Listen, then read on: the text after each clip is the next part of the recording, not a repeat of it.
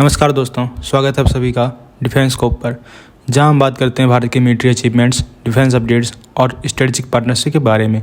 तो चलिए शुरू करते हैं बिना किसी देरी के। पहली खबर की बात करें तो एक तरफ इंडिया है जो हर साजिश, हर कॉन्स्पिरेसी, हर प्लान का मुंह तोड़ जवाब देने के लिए तैयार है। दूसरी तरफ पाकिस्तान जो हमेशा की तरह दिखावा तो शांतियां करता है, लेकिन पर्दे के पीछे से आतंक का खेल खेलता है। 30 अप्रैल से 3 मई तक इंडिया गुजरात के कोस्ट के पास नेवल फायरिंग ड्रिल्स कर रहा है और ये कोई आम एक्सरसाइज नहीं है। ब्रह्मोस सुपरसोनिक क्रूज मिसाइल जैसे लीथल वेपन्स इसमें शामिल हैं, जिसका रेंज 350 किलोमीटर है। साफ है, ये मिसाइल सिर्फ दिखाने के लिए नहीं बल्कि दुश्मन के दिल में डर बैठाने के लिए भी है। और सबसे चौंकाने वाली बात तो ये है कि पाकिस्तान भी बिल्कुल पास में ही सिर्फ 85 नॉटिकल माइल्स दूर 30 अप्रैल से 2 मई तक अपने नेवल ड्रिल्स चला रहा है। दोनों देशों की नेवी एक दूसरे के इतने करीब एक्सरसाइजेस कर रही हैं कि अगर जरा सा भी गलत सिग्नल चला गया तो तुरंत वॉर हो सकती है। 22 अप्रैल को पहलगाम जम्मू कश्मीर में हुए आतंकी हमले में 26 लोगों की जान चली गई थी। पूरा देश दुखी था, लेकिन साथ ही एक संकल्प भी था कि हम इसका जवाब जरूर देंगे। इंडिया ने सीधे तौर पर पाकिस्तानी बैक्ड मिलिटेंट को दोषी ठहराया, लेकिन पाकिस्तान ने अपनी पुरानी आदत के मुताबिक सब कुछ झुठला दिया। लेकिन इंडिया सिर्फ नेवल ड्रिल्स तक रुकने वाला नहीं था। 29 अप्रैल को रिपोर्ट्स आई कि इंडिया ने एलओसी के पास अपने हाई फ्रीक्वेंसी जैमर्स डिप्लॉय कर दिए हैं, जिनका काम है जीपीएस, ग्लोनास जैसे सैटेलाइट नेविगेशन सिस्टम को डिसरप्ट करना, यानी दुश्मन की आंखों पर पट्टी बांध देना, उसके ड्रोन्स, मिसाइल्स और गाइडेड बॉम्ब्स को अंधा कर देना। ये सब उस वक्त हो रहा है जब पाकिस्तान की तरफ से cease fire violation, Kupwara crisis और सबसे डेडली पहलगाम टेरर अटैक हुआ। इंडिया ने 2021 का LOC ceasefire agreement officially scrap कर दिया है। हमारे राफेल जेट्स में लगा स्पेक्ट्रा सिस्टम हो या आईएनएस सूरज जैसा मॉडर्न वॉरशिप जिसमें शक्ति जैमिंग सूट हो, इंडिया की electronic warfare capability south Asia में अनमैच्ड है। लेकिन पाकिस्तान भी चाइना के दिए हुए कुछ इलेक्ट्रॉनिक वॉरफेयर सिस्टम का यूज कर रहा है, जैसे DWL-002 और जर्ब सिस्टम। आज पूरी दुनिया इस सिचुएशन पर नजर बनाए बैठी है। यूएन, अमेरिका, यूरोप सब ने शांति की अपील की है, लेकिन इंडिया ने साफ कर दिया है कि अगर कोई हमारे लोगों पे हाथ उठाएगा तो हम शांत नहीं बैठेंगे, उसका भी हाथ तोड़ सकते हैं। अब देखना यह है कि आगे क्या होता है। आपको क्या लगता है कि रियल में कोई वॉर होगी इंडिया पाकिस्तान की, या सिर्फ ये बातों बातों में ही खत्म हो जाएगा? तो कमेंट सेक्शन में जरूर बताइए। अगली खबर की बात करें तो इंडिया के कैट्स प्रोग्राम के अंडर एक नए डिजाइन का cats Hunter air launch cruise missile सामने आया है, जो पहले एरो इंडिया 2021 में दिखाए गए प्रोटोटाइप से काफी अलग है। इस नए वर्जन में एचएएल ने इंडिजिनस PTAE-7 इंजन का यूज किया है, जिसकी वजह से मिसाइल का रेंज 350 किलोमीटर से ज्यादा हो गया है। जो नए इमेजेस सर्कुलेट हो रहे हैं उनमें मिसाइल का डिजाइन स्टील्थ ओरिएंटेड और एरोडायनेमिक दिख रहा है, जिससे एनिमी रडार डिटेक्शन मुश्किल हो जाता है। पहले कैट्स हंटर का डिजाइन एक नॉर्मल मिसाइल जैसा लगता था, सिलेंड्रिकल बॉडी और बड़े विंग्स के साथ, लेकिन अब इसका लुक काफी स्लीक और फ्यूचरिस्टिक है, जिसमें फ्लैट और एंगुलर शेप यूज की गई है। इस रीडिजाइन का main objective radar cross section को कम करना है। मिसाइल के एग्जॉस्ट और विंगलेट्स भी इंटीग्रेट किए गए हैं ताकि एरोडायनेमिक्स और स्टील्थ दोनों मेंटेन हो सकें। कैट्स हंटर को पावर मिलती है DRDO के GTRE द्वारा डेवलप किए गए PTAE-7 टर्बोजेट इंजन से, जो पहले निर्भय क्रूज मिसाइल में भी यूज हुआ था। इस इंजन का थ्रस्ट अप्रोक्स 4.5 किलोन्यूटन है और ये सबसोनिक स्पीड मेंटेन करता है, मैक 0.7 से 0.8।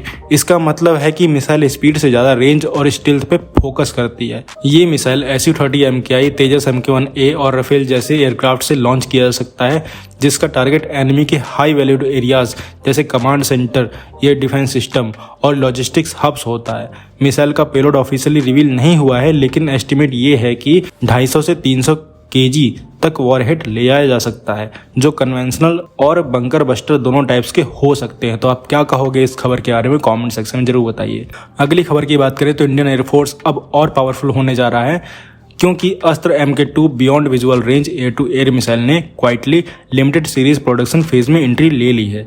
अस्त्र MK2 का डिजाइन इस तरह से बनाया गया है कि ये पाकिस्तान के J-10CE और JF-17 पर लगाए गए चाइनीज PL-15E मिसाइल से ज्यादा पावरफुल हों। मिसाइल के कई सक्सेसफुल टेस्ट हो चुके हैं, including captive flight trials Su-30 MKI के साथ। मिसाइल में एक नया ऐसा सीकर लगा है जो उसकी प्रिसीजन और ट्रैकिंग एबिलिटी को नेक्स्ट लेवल तक ले जाता है। लिमिटेड सीरीज प्रोडक्शन का मतलब है कि इंडियन एयरफोर्स ने मिसाइल के पहले प्रोडक्शन बैचेस लेना स्टार्ट कर दिया है, स्पेशली SU-30 MKI के लिए। ये एयरक्राफ्ट अब और ज्यादा डेडली बन जाएगा क्योंकि अस्त्र MK2 एनिमी एयरक्राफ्ट को बहुत लंबी डिस्टेंस से एंगेज करने का ऑप्शन देगा। अगर किसी भी फ्यूचर कॉन्फ्लिक्ट में मिसाइल का यूज होता है तो ये इंडियन एयरफोर्स को एक स्ट्रेटेजिक एडवांटेज दे सकता है। इस वक्त अस्त्र MK2 सिर्फ SU-30 MKI के लिए अवेलेबल है। DRDO और BDL मिलकर इसको बना रहे हैं और ये मिसाइल 160 किलोमीटर से ज़्यादा की रेंज तक जा सकता है, जो चाइनीज़ PL-15E से ज़्यादा है। इसका इंडिजिनस डिज़ाइन और प्रोडक्शन इंडिया को फॉरेन सप्लायर्स पर डिपेंडेंट होने से बचाएगा और एयर टू एयर कॉम्बैट में लॉन्ग टर्म एज देता है। तो आप क्या बोलोगे इस खबर के बारे में कमेंट सेक्शन जरूर बताइए। अगली खबर की बात करें तो सिरीनॉर नाम का एक इंडो नॉर्वियन एरोस्पेस स्टार्टअप ने हिस्ट्री रच दी है। पुणे में 29 अप्रैल 2025 को उन्होंने दुनिया का पहला all electric jet engine successfully ground test किया और इस इंजन ने टेक्नोलॉजी रेडीनेस लेवल 6 अचीव कर लिया। ये एक मेजर ब्रेक थ्रू है क्योंकि एविएशन इंडस्ट्री अब कार्बन फ्री फ्लाइंग की तरफ रियल स्टेप ले चुकी है। सिरीनॉर का ये jet engine traditional fossil fuel based engine का एक ग्रीन अल्टरनेटिव है। ये फुल्ली बैटरी ऑपरेटेड है और कार्बन एमिशन 0 है।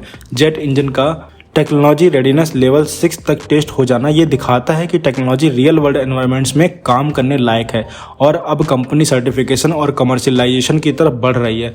कंपनी का प्लान है कि 2026 तक इस इलेक्ट्रिक इंजन को UAVs के लिए कमर्शियलाइज किया जाए, 2027 तक सी प्लेन्स के लिए सर्टिफाइड करे और 2030 तक रीजनल एयरक्राफ्ट के लिए रेडी करे। मतलब शॉर्ट हॉल फ्लाइट्स के लिए ये इंजन आइडियल बनेगा।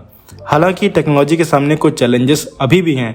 बैटरी का एनर्जी डेंसिटी अभी भी लॉन्ग हॉल एयरक्राफ्ट के लिए काफ़ी नहीं है और बड़े एयरक्राफ्ट के लिए इस सिस्टम को स्केल करना मुश्किल होगा। सिरीनॉर ने स्मार्टली UAV और सी प्लेन्स से शुरुआत की है जहां पर रेगुलेटरी हर्डल्स थोड़े कम हैं। जेट इंजन इंडस्ट्री में अब तक GE एयरस्पेस और रोल्स रॉयस जैसे जियांट्स की मोनोपोली रही है, लेकिन अगर सिरीनॉर ने अपना प्रॉमिस पूरा किया तो वो क्लीन एविएशन के फील्ड में एक सॉलिड ऑप्शन बना सकते हैं। इस इनोवेशन के साथ इंडिया और नॉर्वे दोनों ही ग्रीन एरोस्पेस टेक्नोलॉजी में ग्लोबल लीडर्स बनने की पोटेंशियल रखते हैं। तो आप क्या बोलोगे इस खबर के बारे में, इस नई इनोवेशन के बारे में कमेंट सेक्शन जरूर बताइए। तो दोस्तों ये थी आज की डिटेल्ड अपडेट्स हमारे भारत के डिफेंस और इंटरनेशनल स्ट्रेटजीज के बारे में। अगर आपको ये वीडियो इन्फॉर्मेटिव लगा हो तो लाइक करें, शेयर करें और चैनल को सब्सक्राइब करना ना भूलें। आपका सपोर्ट हमें और बेहतर कंटेंट बनाने के लिए मोटिवेट करता है। मिलते हैं नेक्स्ट वीडियो में। थैंक्स फॉर वॉचिंग एंड जय हिंद, जय भारत।